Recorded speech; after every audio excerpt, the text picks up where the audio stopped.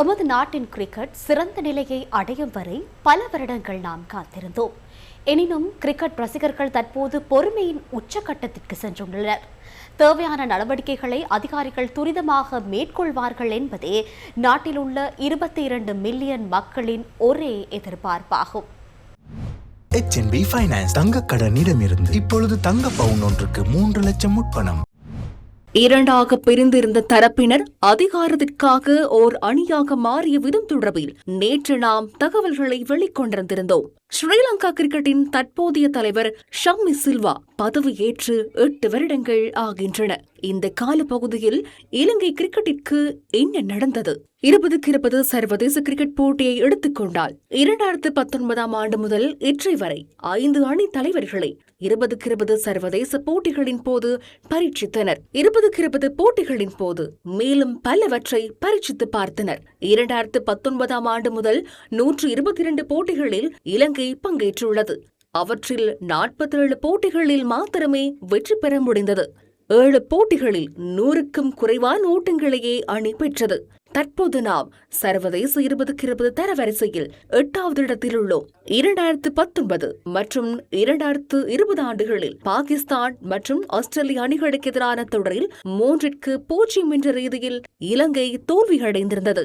2020 மற்றும் 2021 ஆகிய 2 வருடங்களிலும் மேற்கிந்திய தீவுகளுக்கு எதிரான ஒருநாள் தொடர்களில் அதே போன்ற முடிவுகளே இலங்கைக்கு கிடைத்திருந்தது. கடந்த 8 வருடங்களில் 3 வகையிலான கிரிக்கெட் போட்டிகள் அடங்கிய 29 தொடர்களில் எந்த ஒரு போட்டிகளிலும் இலங்கை அணியால் வெற்றி பெற முடியாமற் போனது. இம்முறை நடைபெறும் 2020 உலகக்கிண்ண கிரிக்கெட் தொடரின் சூப்பர் 8 சுற்றின் அனைத்து போட்டிகளிலும் தோல்வியடைந்து இலங்கை அணிக்கு ஏமாற்றத்துடனே வீடு திரும்ப நேரிட்டது. வரலாற்றை எடுத்துக்கொண்டால் உலகக்கிண்ண தொடரை நடத்திய இலங்கை அணி அரையிறுதிப் போட்டிக்கு தெரிவாகாமல் போன முதல் சந்தர்ப்பம் இதுவாகும். 2014 ஆண்டிற்கு பின்னர் சர்வதேச கிரிக்கெட் பேரவை நடத்திய எந்த ஒரு பிரதான தொடரிலும் இலங்கை அணி அரையிறுதி சுற்றுக்கு முன்னேறவில்லை. இந்த தொடர் தோல்விகள் குறித்து தேசிய கிரிக்கெட் தெரிவுக்குழுவின் தலைவர் பிரமோதிய விக்ரமசிங்க சில வருடங்களுக்கு முன்னர் ஒரு சர்ச்சைக்குரிய கருத்தை வெளியிட்டிருந்தார்.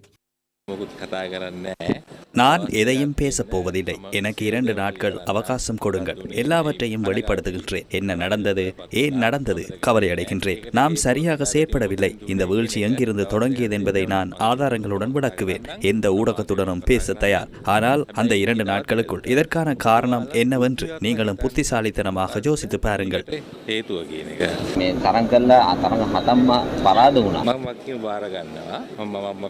இல்லை, நான் பொறுப்பை ஏற்றுக்கொள்கின்றேன். நான் தப்பியோட மாட்டேன். இதற்கு பின்னால் இருந்த சதித்திட்டங்கள் என்ன, இதை யார் வீழ்த்தினார்கள், யார் சீர்குலைக்க முயன்றார்கள் என்பதை நான் எதிர்காலத்தில் தெளிவூட்டுவேன். இது தொடரிடல்ல, ஒரு குறிப்பிட்ட குழுவின் சதி இருந்தது.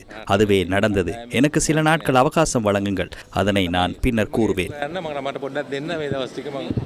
இந்த அறிவிப்பை வெளியிட்ட பின்னர் பிரமோதிய அதிநீண்ட காலம் அந்த பதவியில் நீடிக்கவில்லை. புதிய தலைவர் நியமிக்கப்பட்டார். அவர் வெளிப்படுத்தப் போவதாக கூறிய விடயங்களும் வெளியில் வரவில்லை. ஸ்ரீலங்கா கிரிக்கெட் நிர்வாகத்தின் தற்போதைய நிலைமையே இதுவாகும். கிரிக்கெட் சுயாதீனமாக இருக்க வேண்டும். அரசியல் தலையீடுகள் ஏற்பட்டால் சர்வதேச கிரிக்கெட் பேரவை எமக்கு தடை விதித்துவிடும் என எமக்கு அச்சுறுத்தி வந்தமையால் ஏற்பட்ட நிலைமையே இது. நாட்டு மக்கள் என்ன கூறுகின்றனர்? தோல்வியின் பின்னர் மக்கள் இவ்வாறு கருத்து வெளியிட்டனர். எங்க நாட்டுல நடக்கிற மச்ச நாங்களே வெள்ள இல்லாமல் இருக்கிறோம். இதுக்கு கிரிக்கெட் நிர்வாகம் தான் முழு பொறுப்பு. ஏன்னா இலங்கை கிரிக்கெட் சபை தான் இதுக்கு முழுமையான காரணத்தை ஒப்புக்கொள்ளணும். அதை நிர்வாகத்தை மாற்றி புது நிர்வாகத்தை தெரிவு செஞ்சு புது இளம் வீரர்களை எடுத்து அணியை சீராக்கணும். அடுத்த உலகக்கிண்ணம், அதாவது 50 ஓவர் உலகக்கிண்ணத்துக்கு இலங்கை தரமான அணியோட கொண்டு போகணும். வெளிநாடுகள்ல இப்படியான சட்டத்துல உடனடியாக அவர்கள் பதவியில்லார்கள். அதே மாதிரி இலங்கை கிரிக்கெட் சபையும் இது சம்பந்தமாக தார்மீக பொறுப்பற்று அனைவரும் பதவி விலகி புது ஒரு கட்டமைப்பை உருவாக்கி அதனூடாக இந்த கிரிக்கெட்டை வளர்த்திருக்க வேண்டும். கிரிக்கெட் சபையில் இருப்பவர்கள் அனைவரும் விலக வேண்டும். இவர்களின் தவறுகளினாலேயே எல்லாம் பாழாகிறது. நிர்வாகத்தை சீர் செய்ய எவரும் முன்வருவதில்லை. நிச்சயமாக ஒரு மாற்றம் தேவை என்ற நிலைப்பாட்டில் நாம் இருக்கின்றோம்.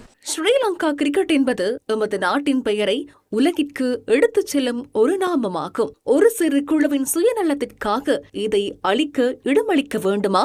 இந்த கும்பலிடமிருந்து கிரிக்கெட்டை மீட்டெடுக்க ஒரு வழி உள்ளது. ஓய்வு பெற்ற நீதியரசர் KD சித்திரசிறி குழுவின் பரிந்துரைகளுக்கு அமைய தயாரிக்கப்பட்ட கிரிக்கெட் யாப்பு சட்டமூலத்தை பாருங்கள்.